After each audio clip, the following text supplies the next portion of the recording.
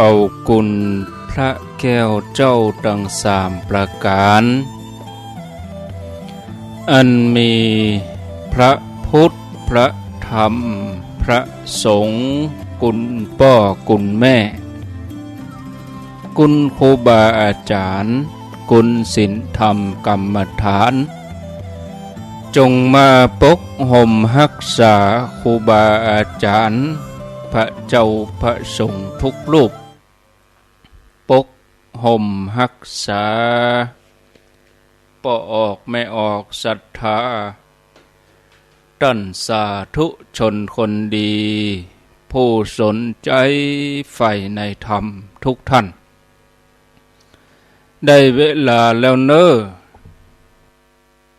ได้เวลาแล้วตึงเวลาแล้วได้เวลาสำหรับการรับฟังธรรมะอันเป็นสาระประโยชน์ทางด้านพระพุทธศาสนาน้ำธรรมคำสอนขององค์สมเด็จพระชินวรสัมมาสัมพุทธเจ้าได้มาปะมาพบมามาเล่าสู่บรรดาพ่อแม่พี่น้องป่อออกไม่ออกศรัทธาตั้นสาธุชนคนดีทั้งหลายแล้วไผที่ยังบ่ลุกเตื้อกะเกียมตัวลุกมาได้แล้วเนอะลุกมาได้แล้วตื่นมาได้แล้วหลับลุกเจ้ากินพักดังปลายหลับลุกควายกินพักดังเก้าลุกเจ้าได้หลายลุกควายได้น้อยหลับลุกเจ้าเป็นเจ้าดังหลายหลับลุกควายปาเฮือลูกหลานเป็นนี่เป็นข้าเนอตื่นมาเหี่ยเนอลุกมาเหี่ยเนอลุกเนอลุกเนอลุกตื่นตื่นได้แล้วลุกได้แล้วญาติโยมท่านทั้งหลายลุกเจ้าตื่นตัวเจ้าบัวกับหันเยื่องนาพังพร้อมลุกควายบ่ตันหนตางกีดก้อมก้าตัวบ่ต้อมปุ่นอายจุงเก่งเข้าไว้อย่าไปเฮือขวายต่อหน้าสบายจำไว้เนอเจ้าจำไว้เนอเจ้าอรุณสวัสดิ์ธรรมะสวัสดีสวัสดียามเจ้าญาติโยมท่านผู้ฟังทั้งหลายยินดีต้อนรับทุกท่านเข้าสู่รุ่งอรุณวันใหม่ปะกันเจ้านี้เป็นเจ้าของวันจันทร์ที่4เดือนกันยายนพุทธศักราช2566วันนี้เป็นวันเดือน11เหนือแฮม4ค่ำพร่ำว่าเป็นวันที่4วันที่4ก็4ค่ำวันที่5ก็5ค่ำวันที่6ก็6ค่ำเพราะว่าเดือนดับก็เดือนที่แล้วพอดีวันที่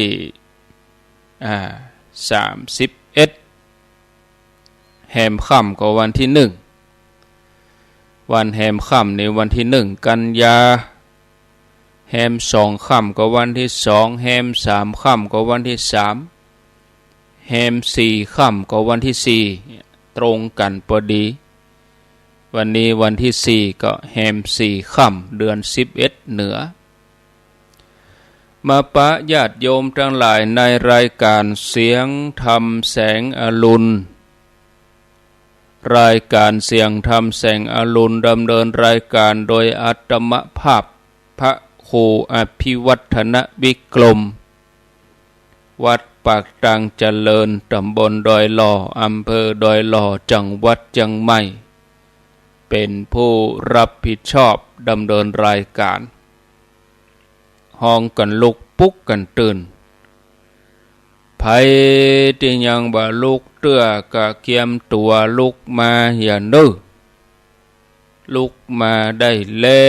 วตื่นมาได้แล้วหลับลุกเจ้ากินพักตั้งปลายหลับลุกควายกินพักตั้งเกาลุกเจ้าได้หลายลุกควายได้น้อยอนุโมทนากับสถานีวิทยุทุกที่ทุกแห่งที่เปิ้นได้เปิดสัญญาณเปิดคอมพิวเตอร์เอารายการนี้ไปสู่ผู้ฟังทางบ้านบ่ว่าไกลว่าใกล้อยู่ที่ไหนก็รับฟังกันได้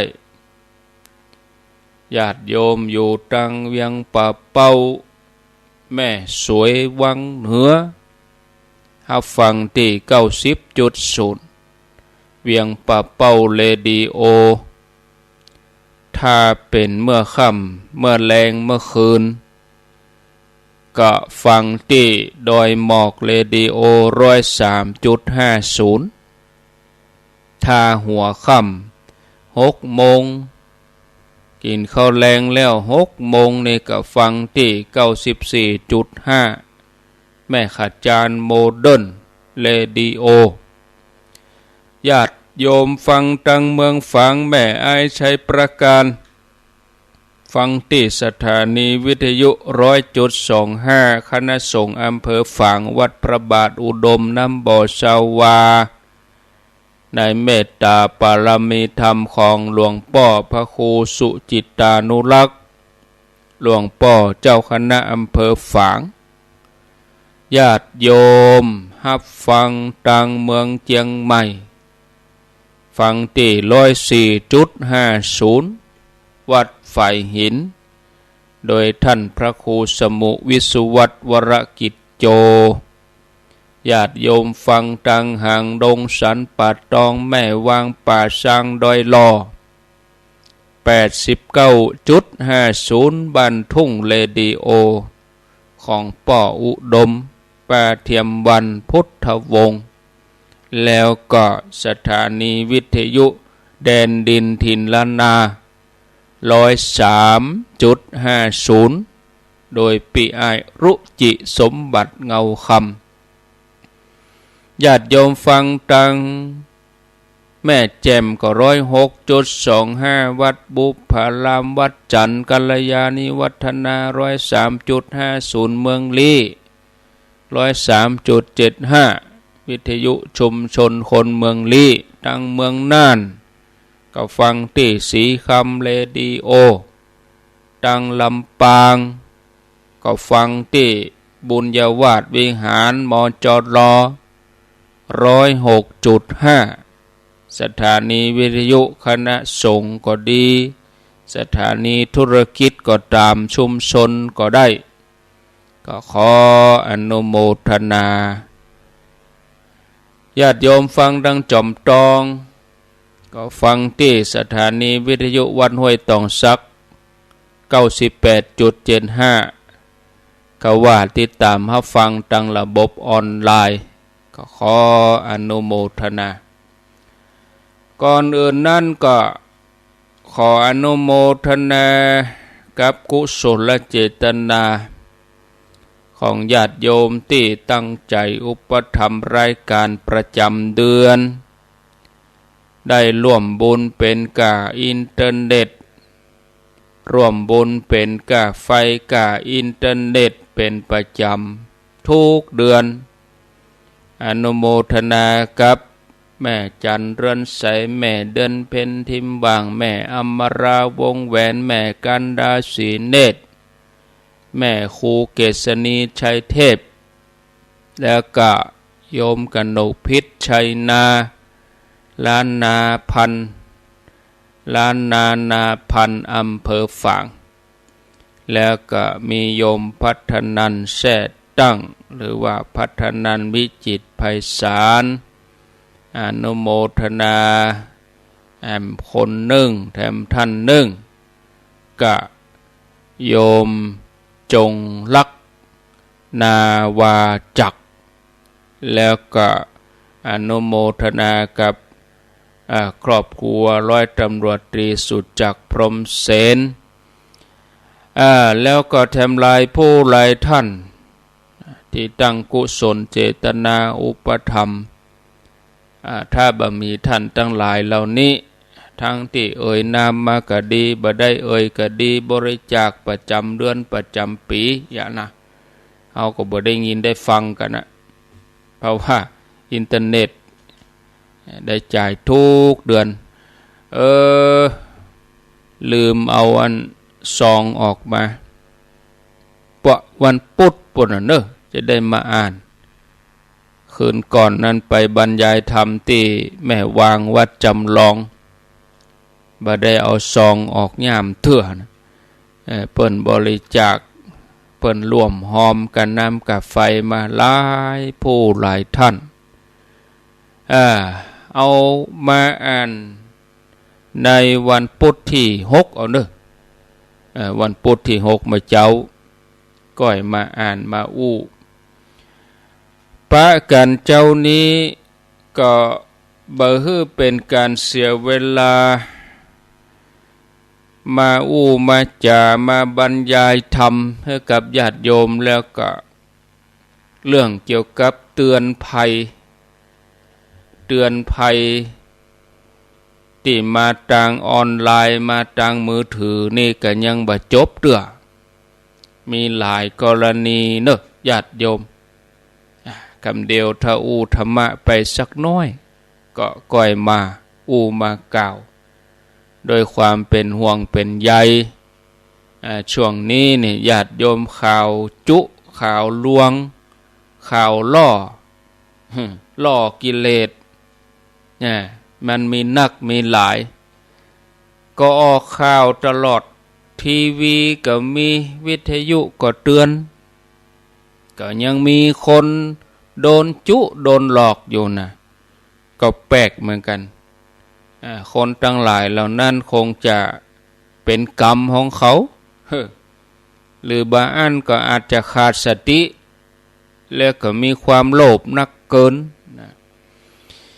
ญาติโยมทั้งหลายตามหลักของพระพุทธศาสนาสอนไว้ว่า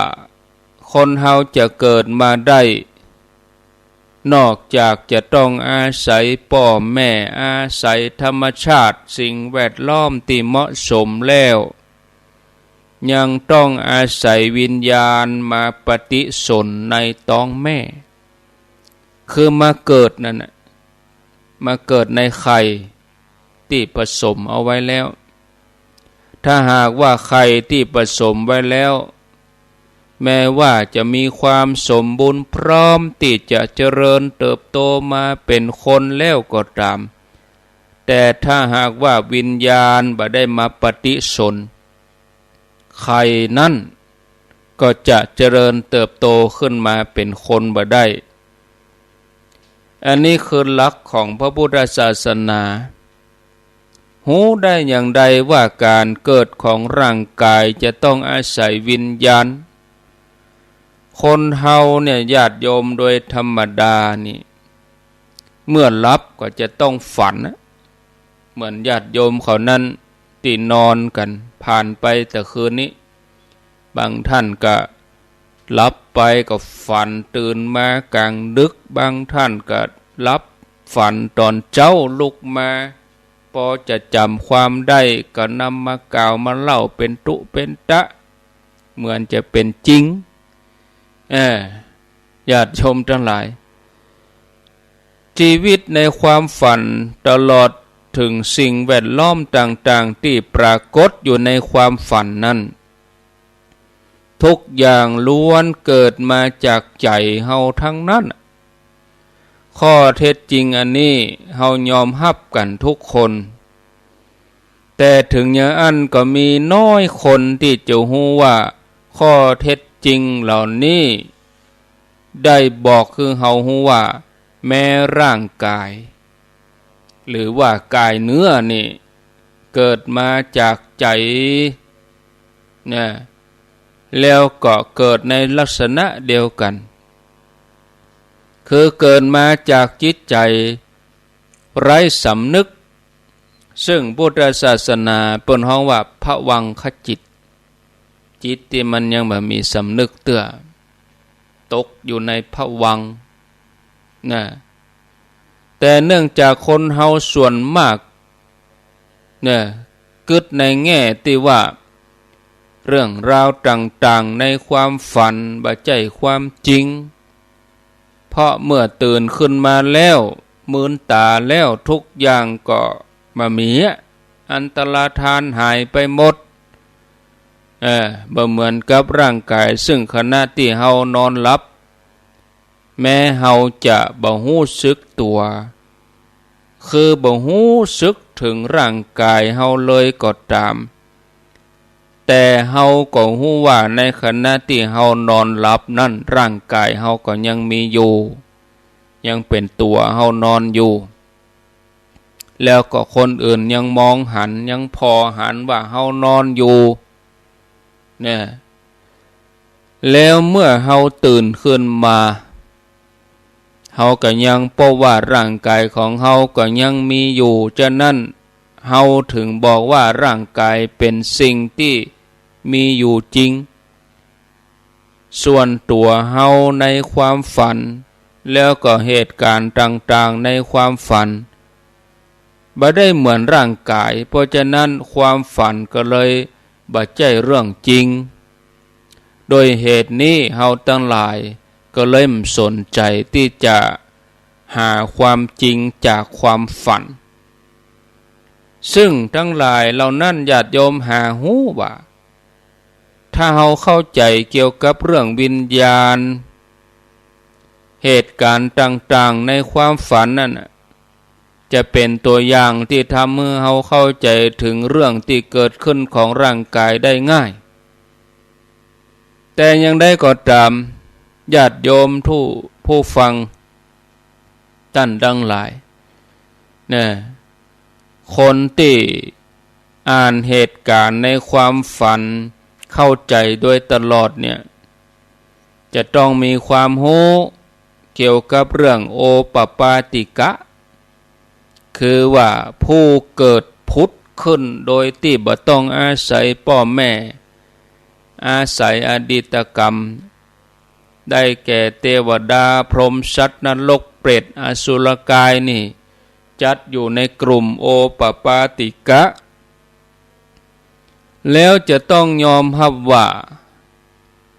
ชีวิตที่ห้องว่าโอปปาติกะเนี่ยเป็นสิ่งที่มีอยู่จริงองค์พระสัมมาสัมพุทธเจ้าพระองค์ทรงทราบเรื่องนี้แจ่มแจ้งพระองค์รับทราบพระองค์หู้แจ่มแจ้งโดยอาศัยญาณที่เกิดจากการทำสมาธิ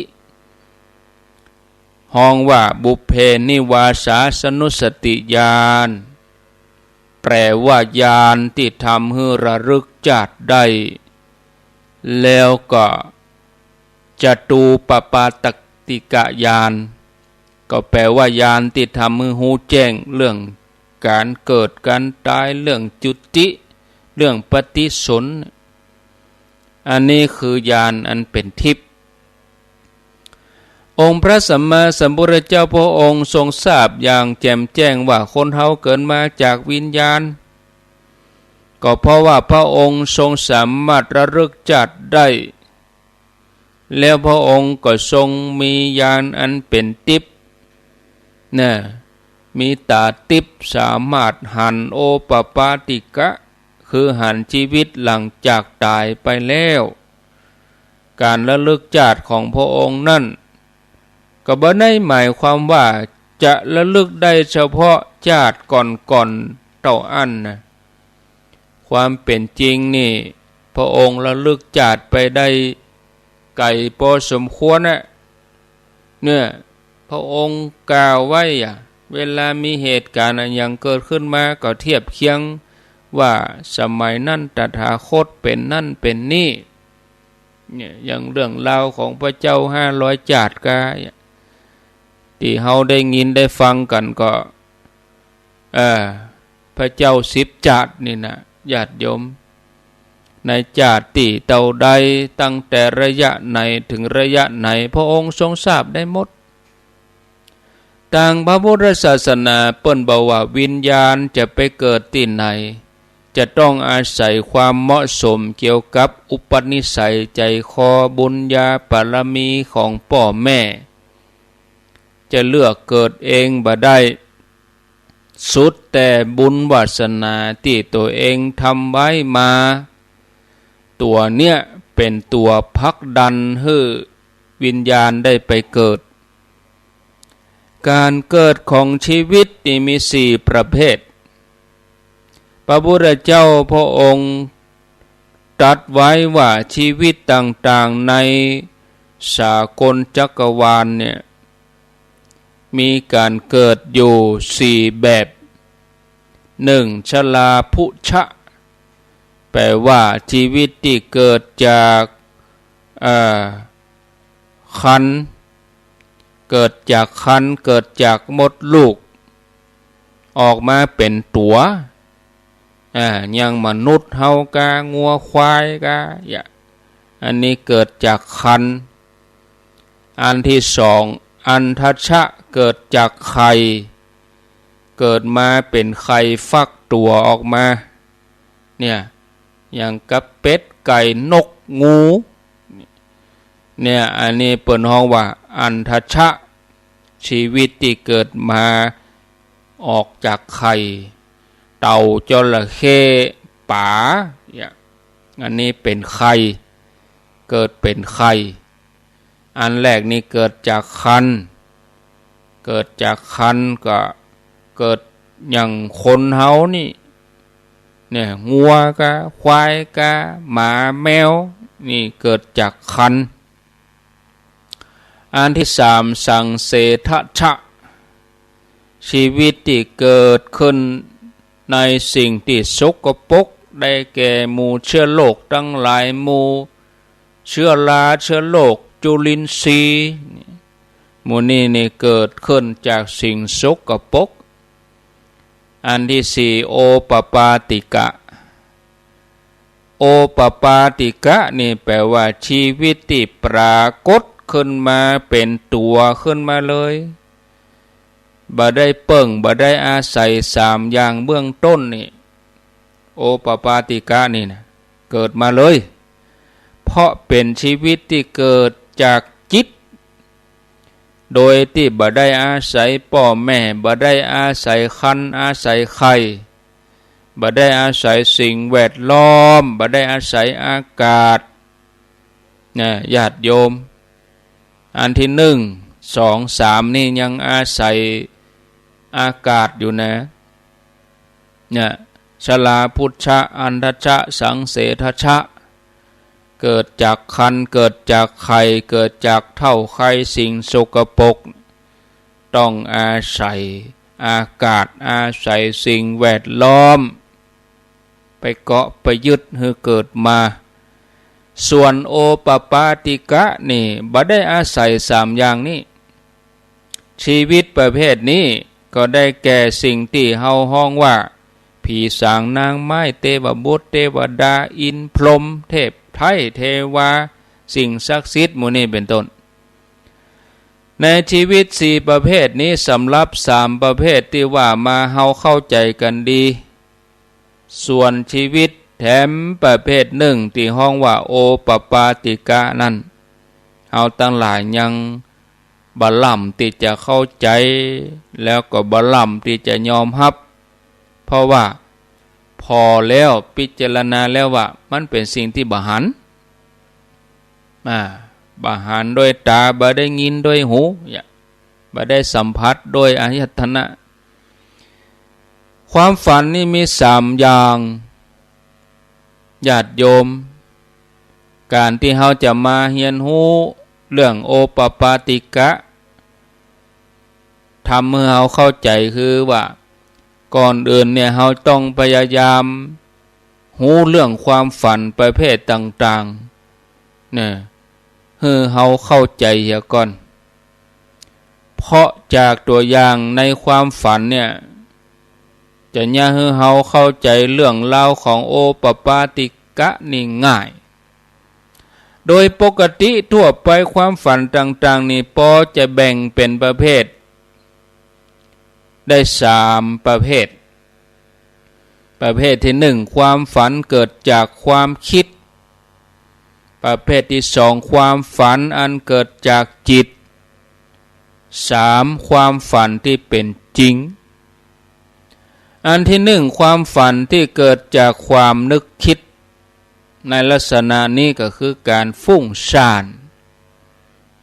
ค่อนข้างจะมีนักบางทีเมื่อแรงมาได้ผิดได้เถียงก็ได้มีเรื่องตกใจก็ได้มีเรื่องดีใจก็เอาไปฝันไปคาดการไว้เราจะหันได้ชัดว่ามันสเปะสปะบ่เป็นเรื่องบ่เป็นเล่าตื่นขึ้นมาแล้วหายไปเลยจำบ่ได้ซึ่งความฝันประเภทนี้เอาเป็นหลักบ่ได้ความฝันจากความนึกคิดนี่นะอันที่2ความฝันที่เกิดจากจิตอันสงบในขณะที่นอนนั่นน่ะนอนหลับนั่นน่ะคือว่าหลับลึกหลับสนิทแล้วในขณะที่หลับนั้นจิตสงบก็บ่มีเรื่องอันยังมาก่อกวนบ่มีเรื่องอันยังทำให้ใจขุ่นมัวเนี่ยก็จิตสงบดีนิ่งดีหลับอิ่มบ่หิวนะญาติโยมความฝันที่เกิดจากจิตสงบนี่จะเป็นเรื่องเป็นราวหน่อยภาพในความฝันนั่นก็จะชัดเจนตื่นขึ้นมาแล้วก็ยังจำได้บางคนนี่จำได้หมดเลยเป็นหลายๆเดือนเลยแล้วอันที่3ความฝันที่เป็นจริงเกิดจากการนอนหลับสนิทจิตสงบเป็นพิเศษจนกระทั่งเกิดมีกายทิพย์ขึ้นมาอย่างสมบูรณ์แล้วก็เรื่องราวต่างๆที่ปรากฏในความฝันแบบนี้เนี่ยจะเป็นความจริงซึ่งบางทีก็เป็นเรื่องราวเกี่ยวกับคนตายอย่างหันว่าฝันว่าหันคนตายแล้วเนี่ยมาติดต่อฝันหาพ่อหาแม่ฝันหาคนนั้นคนนี้ฝันหาญาติพี่น้องมาส่งข่าวบอกเรื่องราวต่างๆบางทีก็ฝันหันเหตุการณ์ต่างๆในโลกมนุษย์ต่อมาก็เป็นความจริงบางทีก็ฝันถึงสถานที่ถึงบุคคลเฮาบ่เคยไปผ่านไป 4-5 วันเฮาได้ไปที่หันแต่ปากก็ว่าได้ปะคนนั่นได้หันสถานที่นั่นตามที่ฝันทุกประการบางกรณีสิ่งที่ปรากฏในความฝันนี่ก็บ่ใช่เป็นเหตุการณ์หรือว่าบ่ใช่เป็นบุคคลแต่เป็นภาพนิมิตบางอย่างที่สามารถแปลความหมายถ้าแปลได้ถูกต้องก็จะรู้ว่ามีเหตุการณ์อย่างเกิดขึ้นตั้งหน้าต่อมาก็ปรากฏเป็นความจริงอย่างนั้นความฝันถึง3อย่างที่ว่ามานี้ข้อที่1บ่ต้องอูถึงละเพราะมันบ่มีสาระฝันเพราะว่าความคิดนี่นะบางทีก็กินนักกินนักอิดนักญาติโยมสาเหตุความฝันนี่ญาติโยมบุพนิมิตจิตสังหรณ์เทพอาวรณ์ธาตุกำเริบบางทีมันธาตุตัวธาตุกำเริบเนี่ยดินน้ำลมไฟนอนไปก็ลืมปิดพัดลมลืมปิดแอร์ฝันว่าไปตกน้ำหนาวตื่นมาหำกำพระตวบเป็นไดบ่ฮู้บางทีฝันหล่นอิดเหงื่อไหลไข้ย้อยตื่นมาหำกำไฟดับหน้าฮ้อนพัดลมดับฮ้อนไปนี่เป็นต้นบางทีก็เปิดทีวีละไว้เนี่ยหูมันก็จับจุดที่ทีวีก็ไปตัวทีวีฮะกะฝันไปอย่างนั้นเป็นเรื่องเป็นราวไปเลยโดดเข้าไปอยู่ในหนังหั่นเลย ทางที่ดีเนี่ยบางท่านบางคนเพิ่นก็เปิดสวดมนต์บางท่านบางคนเพิ่นก็เปิดธรรมะคลอไปนอนไปเปิดฟังไปอีกเนี่ยเหมือนหลายท่านที่ตื่นมาเมื่อเช้าตีสามตีสี่เปิดวิทยุไปอันนี้เผลอรับไปก็เหมือนว่าโอ้ท่านพระครูท่านอาจารย์ตุลุงหลวงปู่หลวงลุงมาแอวบ้านมาเทศมาสอนนี่นะที่จริงก็เฮาเปิดวิทยุเราไว้แต่เฮานอนรับนะนี่ญาติโยมอันที่หนึ่งนี่เฮาบัดทาอูถึงเพราะว่ามันมีสาระส่วนข้อที่สองก็พอมีสาระพ่องโดยเฉพาะเนี่ยคือเหตุการณ์กูอย่างในความฝันถึงแม้จะบ่ใช่เรื่องจริงแต่มันก็สะท้อนถึงความรู้สึกนึกคิดของเฮาที่มันซ่อนอยู่ส่วนความฝันที่น่าสนใจถ้าเป็นข้อเท็จจริงที่จะช่วยให้เข้าใจเรื่องโอปปาติกะนี่ง่ายก็คือความฝันประเภทที่สามนี่เนี่ยขอให้สังเกตเพราะว่าโดยปกติคนเฮาจะหันอันยังจะต้องอาศัยอายตนะคือตาจักษุวิญญาณตากระทบรูปนี่เนาะอันนั้นก็ย่อมหมายถึงว่าเฮาจะต้องมืนตาเฮาจะต้องมืนตาเฮาจะต้องตื่นมาก่อนเฮาถึงจะหันแล้วก็จะต้องอยู่ในที่มีความสว่างมันมืดนี่มันบ่หันมันต้องมีแสงไฟถึงจะหันภาพมากระทบตาเนี่ยการหันถึงจะครบ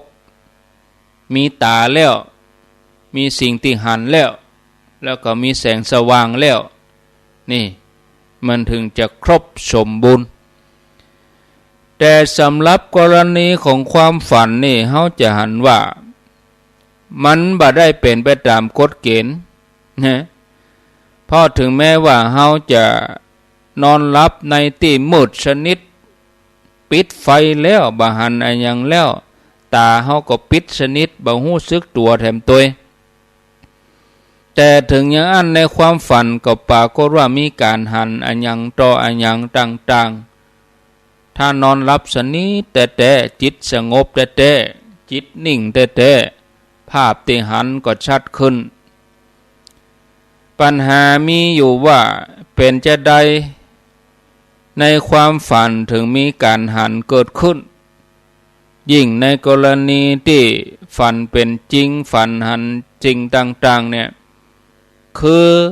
บ่ใจนึกเอามาคนเดียวนะยังฝันหันคนหรือว่าสถานที่มาปรากฏอันนี้เป็นความจริงยิ่งทำให้สงสัยขึ้นว่าหันได้อย่างใดอันยังเป็นผู้หันญาติโยมอันนั้นก็คือหันด้วยตา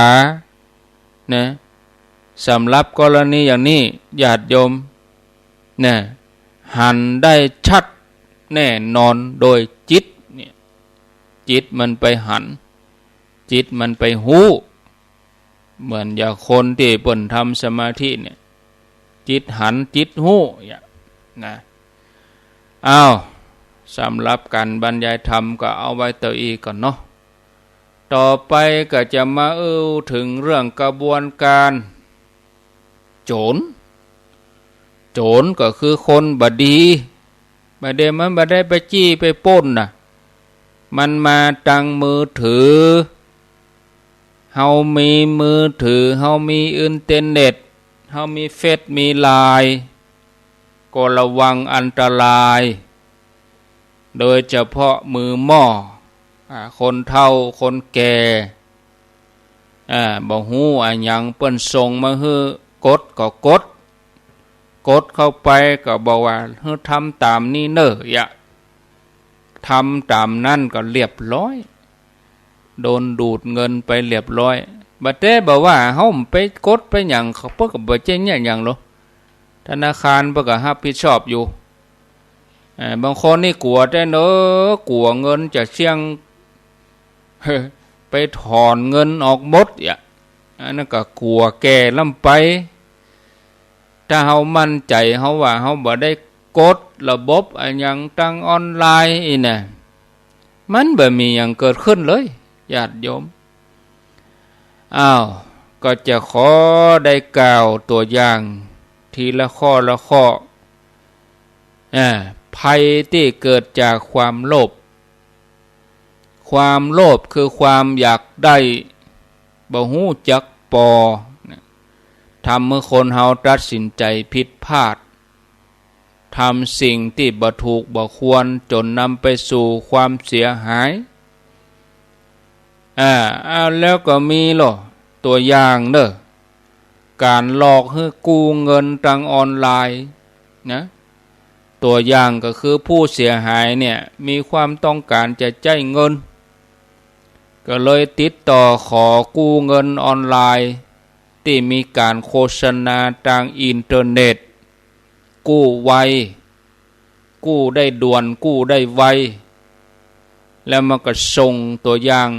หลอกล่อให้เฮาอนุมัติให้คนนั้นไปแล้วอนุมัติให้คนนี้ไปแล้วได้ตามนั่นนะเมื่อเฮากดเฮาคลิกเข้าไปลงทะเบียน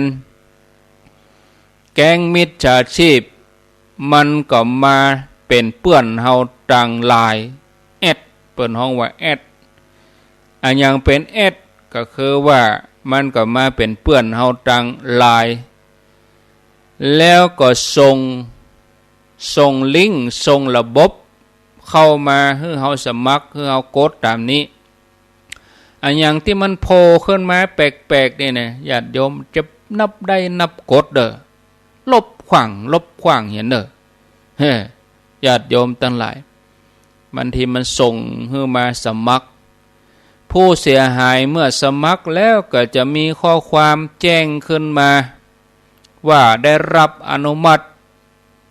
แต่เนื่องจากว่าผู้เสียหายนั่นน่ะเป็นผู้กู้รายใหม่ยังบ่มีประวัติการกู้กับบริษัทมิจฉาชีพก็เลยส่งเลขบัญชีมาให้แล้วก็หลอกจุให้ชำระค่าบริการต่างๆโดยอ้างว่าเป็นระเบียบของบริษัทผู้เสียหายก็ลงเชื่อโอนเงินไปครั้งละ100-200ก่อนเมื่อแจ้งขอถอนเงินคืนบางทีก็ถูกบ่ายเบี่ยงจากการคืนเงินนั่นแก๊งมิจฉาชีพนี่ก็สร้างเงื่อนไขว่าให้ไปฝากเพิ่มโอนมาปันก็ให้ไปฝากเพิ่มแหม3-4 ปันเอาเป็นทุนไว้หั่นแล้วจะมีเงินไหลเข้ามาเป็น10 ล้าน20 ล้านเนี่ยกลายเป็นเหยื่อไปเชื่อมิจฉาชีพเนี่ยศรัทธาญาติโยมข้อควรระวังก็คือว่าเช็คให้ดีเช็คให้ชัวร์ก่อนที่จะกดอันอย่างไปนี่นะก่อนที่จะแชร์ข้อความก่อนที่จะกดบางทีเนี่ยเขาไปส่งต่อคนอื่นเนี่ยเขาจะมีความผิดไปตัวนะเขามีความผิดไปตัวในโทษสมรู้ร่วมคิดบางฮู้แต่ว่าญาติโยมบางทีเขาบ่ได้ทำแต่ว่าแก๊งมันทำมันเอาเฟซของเฮาไปแอบอ้างเอารูปของเฮาเอาเบอร์โทรของเฮาไปแอบอ้างคือเฮาตรวจสอบให้แน่ใจก่อนเนี่ยจะไปนับได้นับกดเนี่ยศรัทธาญาติโยมแถมตัวอย่างหนึ่งก็กลุ่มมิจฉาชีพแอบอ้างว่าเป็นเจ้าหน้าที่จากกรมสรรพากรนี่เพิ่นจะเกี่ยวกับภาษีหรอก็เฮาบ่ได้เสียภาษียังเป็นแต่บอกว่ากูเตือก็ไปเสียอบตไปเสียเทศบาลนะแล้วบักสรรพากรจะโทรมาเนี่ยอย่างฉะนั้นเฮาเต้าอี้บ่ได้ก็คิดได้เฮาบ่ใจมีธุรกิจเป็นหมื่นเป็นแสนนะ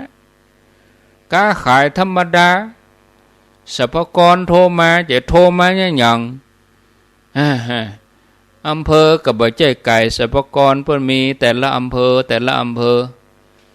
ถ้ามันมีความจำเป็นเปิ้นถึงส่งข่าวมาให้ป่อหลวงบ้าน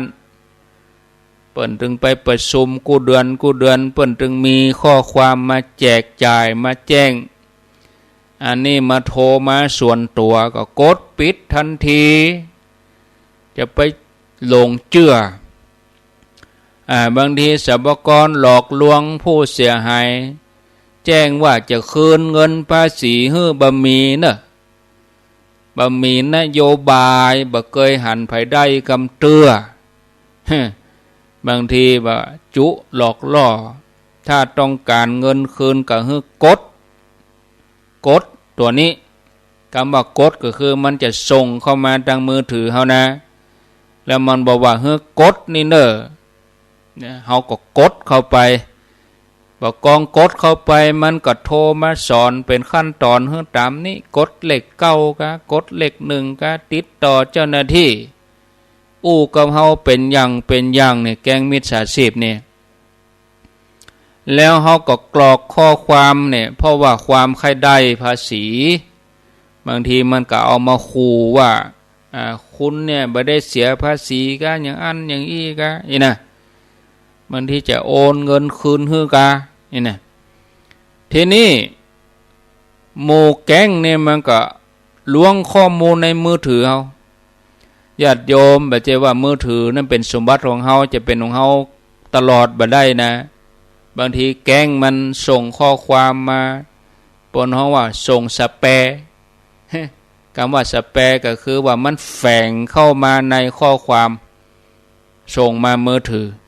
เมื่อเฮากดเข้าไปมันก็ล้วงข้อมูลในมือถือเฮาหมดเลยเนี่ยอันตรายมันสามารถควบคุมมือถือเฮาในระยะไกลเฮาโอนเงินเวลาใดมันหันที่มือถือของมันปุ่นนะนี่ญาติโยมบางทีมันไปแก้ไขข้อมูลในมือถือเฮามันก็หันละเฮากดรหัสอย่างพ้องมันก็เฮียนหูมันก็กดโอนเข้าบัญชีมันไปเลยนั่นญาติโยมข้อควรระวังก็คือว่าจะไปหลงเชื่อกำจวนที่มันเกินจริงก็คือว่าเงินอย่างที่ว่านะเงินจากต่างประเทศบางทีฉันมาอยู่ในเมืองไทยเนี่ยเงินฉันอยู่ต่างประเทศแล้วเอามาบ่ได้จวนคุณเนี่ยมาช่วยฉันกำคือคุณนี่โอนเงินกล้าอย่างผ่านด่านตม.เฮาก็หลงเชื่อเนี่ยจ่ายไปก็เสี่ยงไปก็เนี่ยทุกสิ่งอย่างที่กล่าวมาเนี่ยความโลภทั้งนั้นบ่ควรหลงเชื่อกับผลประโยชน์ที่เขานำมาเสนอบ่มีที่มาที่ไปผลประโยชน์ที่มันบ่ชัดเจนผลประโยชน์ที่มันบ่บริสุทธิ์ผลประโยชน์ที่มันมืดมันบ่ได้แจ้งอย่างเฮาค้าขายอย่างนี้มันแจ้งหรอเสาะพักเสาะหน่อยเสาะเฮ็ดขายรับจ้างขายมันแจ้งมันรับจ้างมันแจ่มแจ้งอย่างที่ได้มาด้วยความปิดบังนี่นะญาติโยมมันแฝงด้วยแก๊งคดโกงทั้งนั้นญาติโยมแถมมาการรับจ้างเปิดบัญชีเนี่ยเจ้าหน้าที่ตำรวจได้รับแจ้งเบาะแสจากประชาชนผู้เดือดร้อนว่าถูกแก๊งคอลเซ็นเตอร์หลอกลวงเจ้าหน้าที่ตำรวจเปิ้นก็ลงพื้นที่ติดตามเส้นทางจากบัญชีม้าเปิ้นฮ้องว่าบัญชีม้าบัญชีม้านี่ที่ผู้เสียหายโอนเงินไปโดยเจ้าของบัญชียอมรับว่าตัวเองไปเปิดบัญชีให้กลุ่มมิจฉาชีพนำไปด้วยความเต็มใจเพราะว่าตกงานแล้วก็มีเพื่อนแนะนำให้ไปเปิดบัญชีมีค่าตอบแทนเพียงหลักพันเนี่ยปัจจุบันนี้เปิ้นมีพระราชกำหนดมีกฎหมายป้องกันปราบปรามอาชญากรรมทางเทคโนโลยีเ ปิ้นมีผลปรากฏเปิ้นมีประกาศใจมีผลตั้งแต่17มีนา2566โดยกำหนดโทษของคนที่รับจ้างเปิดบัญชีม้าคือเปิดบัญชีให้แก๊งคอเซ็นเตอร์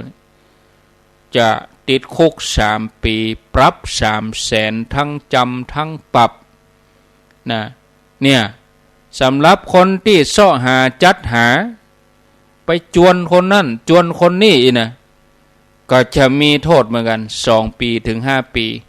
ปรับ200,000ถึง500,000 บาท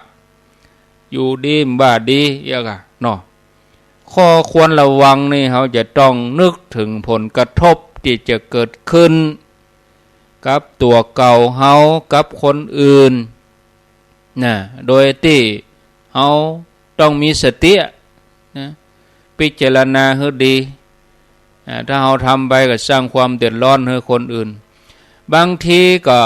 โทรมาก็แอบอ้างว่าฮู้จักคนนั่นก็ฮู้จักคนนี้ก็บางทีมันก็หลอกล่อจากข้อมูลอันเป็นจริงนะอันที่เฮาฮู้จักกันในกลุ่มเฮาเนี่ยเฮาคุ้นเคยกันเฮาเคยหมั่นโทรหาคนนั้นเฮาหมั่นโทรหาคนนี้มันฮู้ความเคลื่อนไหวของเฮาหมดเลยบางทีมันก็ตัวแก๊งมิจฉาชีพนี่มันฮู้แล้วว่าเฮาอยู่บ้านเลขที่หยังตัวมันน่ะแอบอ้างว่าอยู่ปุ่นสระบุรีปุ่นกาอยู่ชัยนาทปุ่นกาอยู่สิงห์บุรีอยู่อยุธยาอยู่สงขลาที่แต่มันอยู่ปากซอยหน้าบ้านเฮาหั่นน่ะมันโทรมาจุเจาะจุหลอกลวงถามว่าอยู่กับไผยังได้บางทีมันมาอู้หวานล้อมอู้หม่อนอู้หวานเนี่ยเขาก็โอ้บ่มีไผอยู่ตัวน่ะอีพ่อก็อยู่คนเดียวอีแม่ก็อยู่คนเดียวเนี่ยถึงวันนี้เอาล่ะเป็น2 ทางละเอาละได้ละอาหารได้เหยื่อละหลอกล่อไปกำหน่อยฉะนั้นญาติโยมบัดเดี๋ยวเนี่ยนะมันคนเฮามันหา2 ทางนักแต่ว่าวันศุกร์นี่ก็อาละวาดแถวหางดงแถวแม่วางอันนั้นมาแต่งสุดเหมือนทหารรถ4 ประตูยี่ห้อลีโว4 ประตูทะเบียนกรุงเทพอันนี้มาตังวัดตังวามาจวนพระซื้อบัตรมวยทหารผ่านศึก2 ปัน 3 ปันเนี่ยที่เคยมาที่อาตมาเมื่อแล้วอาตมาไล่เหิบไปเลยคุณจะไปมาทำอย่างอี้ในพื้นที่นี้ไปก็เดี๋ยวจะแจ้งตำรวจละแอนเลยออกวัดจัดไว้เจออย่างอี้บางวัดนี่หลวงปู่หลวงลุงหลวงพี่หลวงพ่ออยู่ตนเดียวเขามา3 คนเนี่ยจะไปฟังนับได้นับเปิดประตูให้เขามามันล็อกเขาโปะยาสลบเนี่ยจะได้โอ้บัดแต่บ่ว่านี่อาตมาบ่เปิดประตูยืนอยู่นอกปุ้นถ้ามาแนวนี้นะขอบริจาคช่วยอย่างอันอย่างนี้นะป้อใจร่างกายกำยำ3-4 คนมาอีนะแล้วก็แต่ว่าวันศุกร์นี่ เอาบัตรจัดมวยของทหารผ่านศึกเชียงใหม่อีวะญาติโยมอะไรมันแอบอ้างนะมันแอบอ้างหมู่แก๊งหมู่นี่อันนี้มันก็พอแล้วก็บัตรนี่ก็มันก็บัดเรียบร้อยบัดรอบครอบมันว่าแข่งขันมวยการกุศลจัดตีปุ่นโดยสเก็ตปรากฏว่าป้ายที่มันบัตรมวยที่มันเอามาเนี่ยเป็นตำบลสันปุโรยอำเภอโดยสเก็ตแต่เป็นจังหวัดขอนแก่นว่านั่น ตัวอีมันก็ผิดสังเกตขอว่าเอาช่วยผู้ติดเตียงของสมาคมทหารผ่านศึกเชียงใหม่แล้วก็เป็นทุน สำหรับนักเรียนถิ่นธุรกันดารช่วยเหลือผู้ประสบภัยทางธรรมชาติเป็นสวัสดิการสมาคมทหารพันศึกโอ้ทหารพันศึกในอำเภอเฮามีกี่คนเปิ้นเนี่ยอย่าง